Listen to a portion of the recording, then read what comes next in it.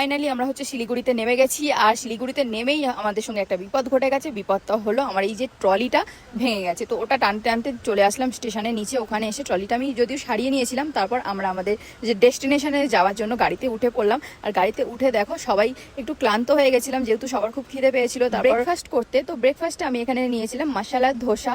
তো সকালবেলা যেহেতু আমরা কিছু খাই না, তো হালকা ফুলকা খাওয়ার জন্য মশলা ধোসা নিয়েছিলাম। আমি আর সৌরভ শেয়ার করে খেয়েছিলাম, মোটামুটি খেতে ভালোই ছিল। তারপর আমি হচ্ছে হংকং বাজারে এসেছিলাম।